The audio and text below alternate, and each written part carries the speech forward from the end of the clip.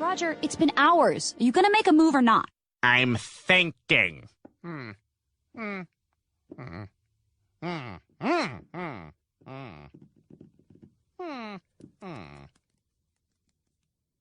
can't take it from the top. Oh. I'm gonna need a minute.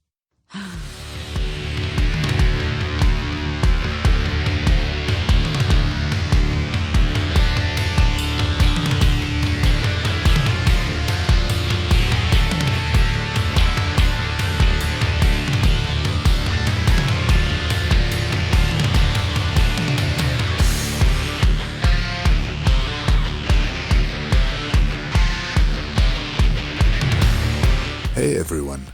Chapter 1 of Strange Company's Adventures kicks off with a seedy barroom scene in which we introduce to the main characters.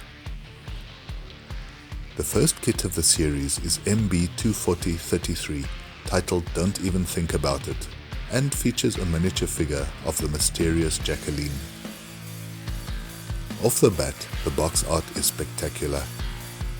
It's painstakingly detailed and serves as an excellent reference, especially for painting the cloth and leather parts of her outfit. The back of the box features her detailed backstory, but more about that later. A suggested set of colors for painting the mini is tabulated underneath. The list contains a range of equivalents for Vallejo, Life Color, Mr. Color and Tamiya paints, and is a great starting point for planning one's painting strategy. There is also a small layout of most of the characters from Strange Company, which helps to put this mini in context within the scene. Inside the box, everything is neatly packed into a plastic bag. There are two sets of sprues. One set contains the parts for a bar stool and a section of the bar counter.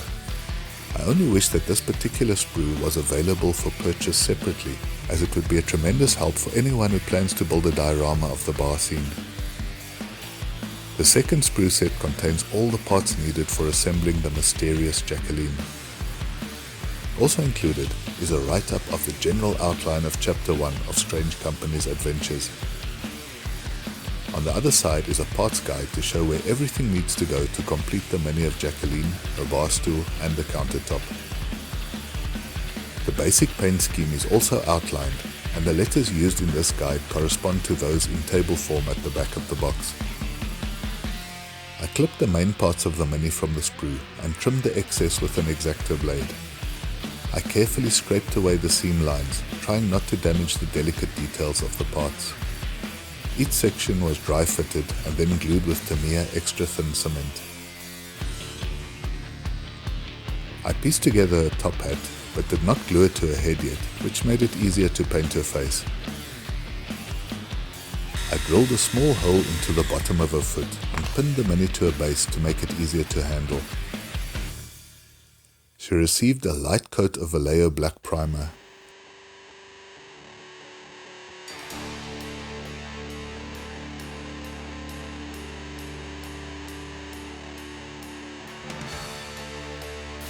I added zenithal highlights by carefully spraying some white ink from above. This brings out a lot of detail in the mini and is a tremendous help when planning one's painting strategy. All of these highlights were going to be covered in paint eventually, but they allowed one to pick out the various finer details which are the earmark of all Master Box kits. I used Vallejo's brown rose for the base color of the skin tone.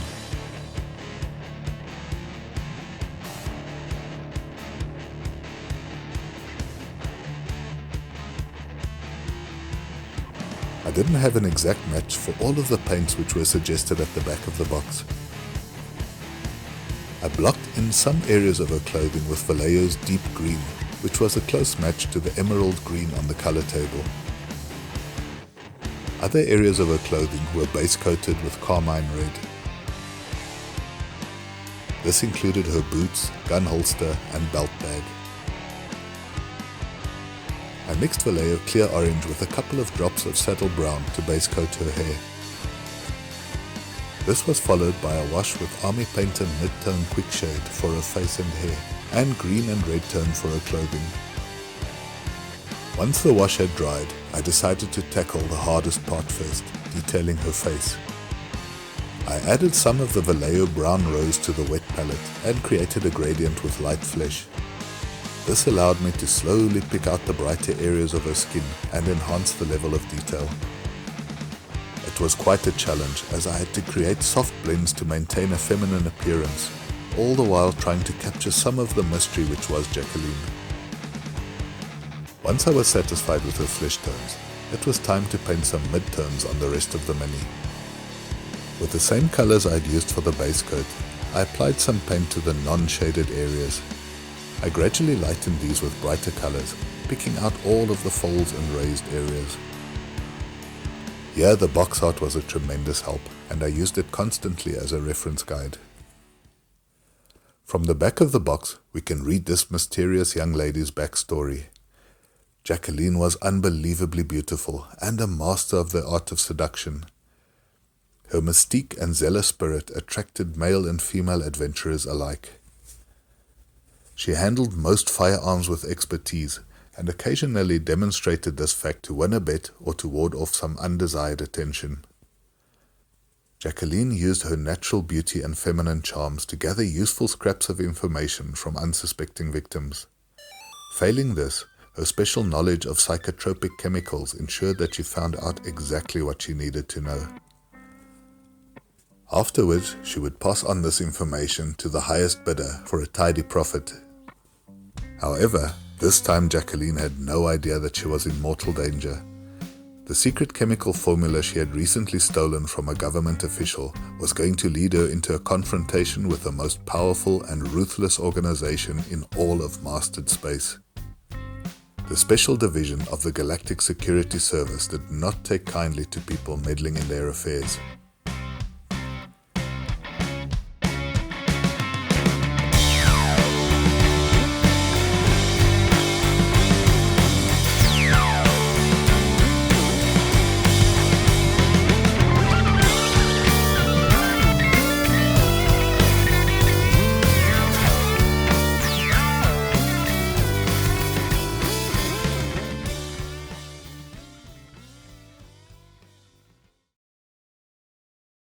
The next kit contains 2 miniature figurines. Kit number MB24034 is titled, "Keep moving, nothing to see here, everything is under control." It features a surly looking tough guy named Drag and his 4-armed alien companion named Joker. Once again, the box art is striking and detailed. On the flip side, there's some background information for both characters and another handy color guide with equivalences for various brands of paint. The last picture shows where these 2 characters fit into the scene.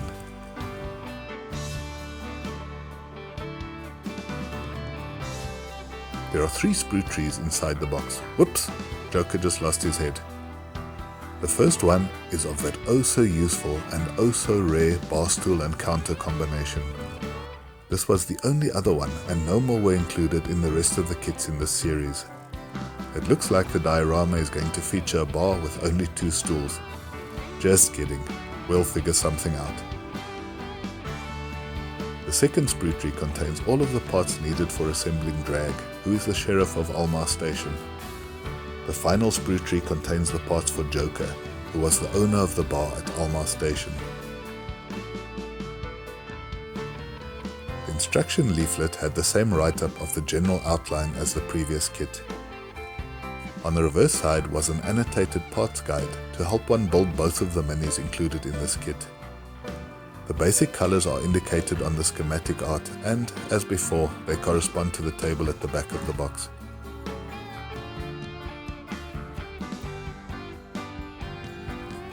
I carefully clipped Joker's main parts from the sprue. The parts were gently cleaned of any excess plastic and pesky mold lines with an X-Acto blade. I regretted this move soon afterwards, as it was a little tricky to figure out which of his 4 arms went where, but I worked it out eventually.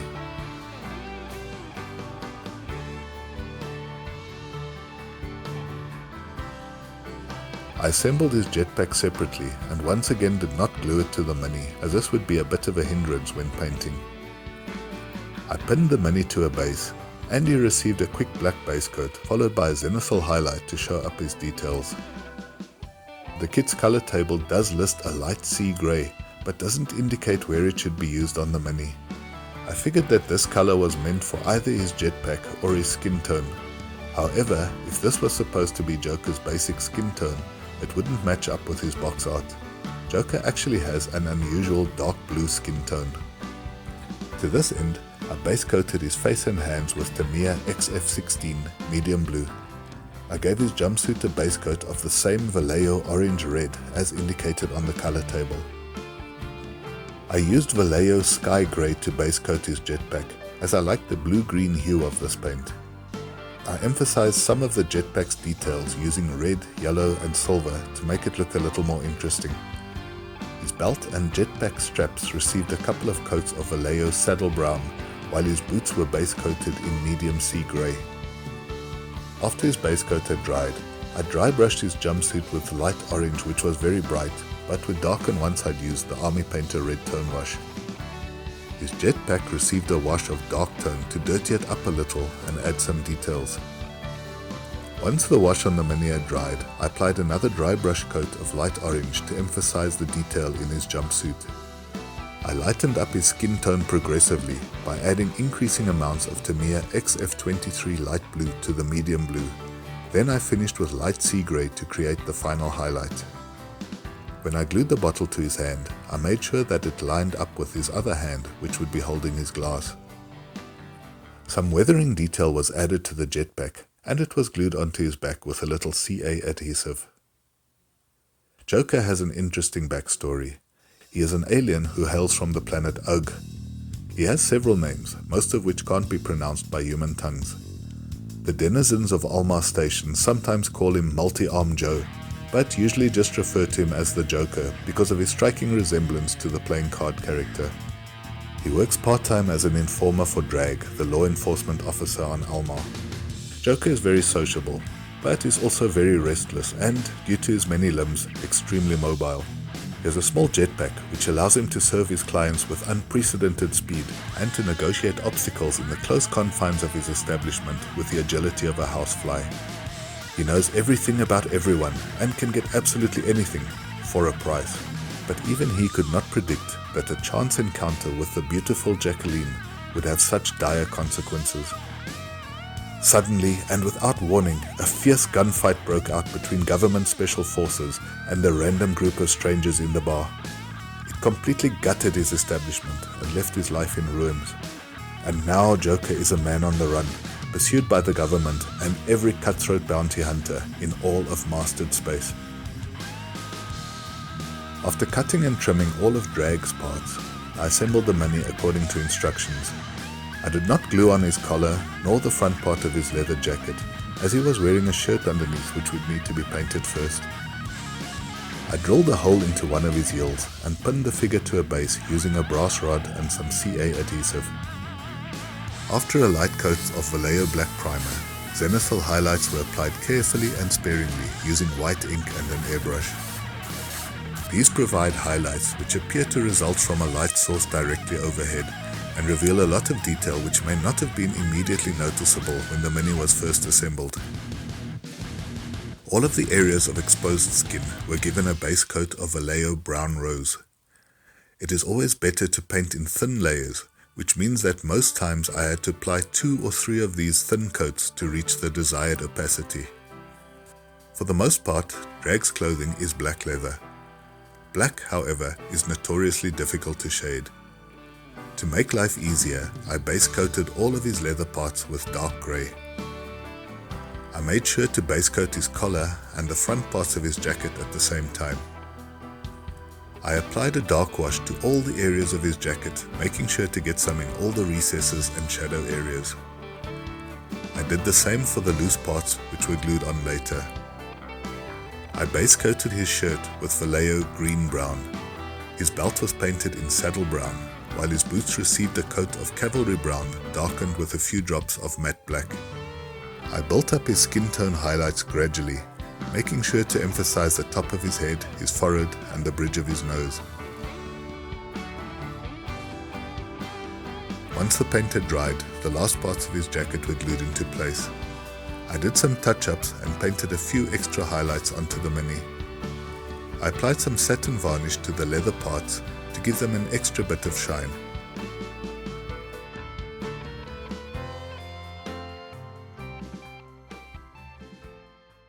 Drag's official title is Head of the Galactic Security Service for Alma Station. Essentially, he's a bona fide sheriff responsible for maintaining peace among the misfits which frequent his precinct.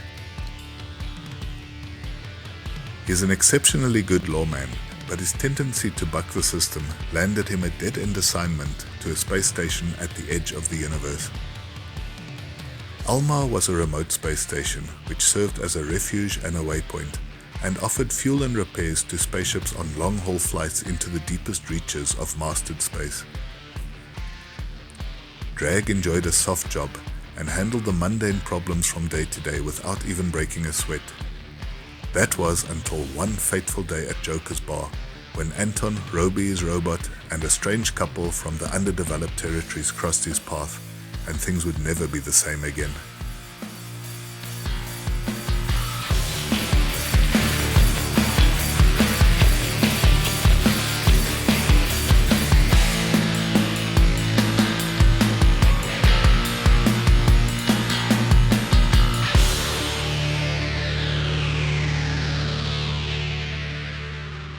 These sets were really fun to build. I love the subject matter, the characters, and their narrative. And of course, the exceptional Master Box quality made these miniature figures a joy to assemble and paint. So long, and thanks for watching.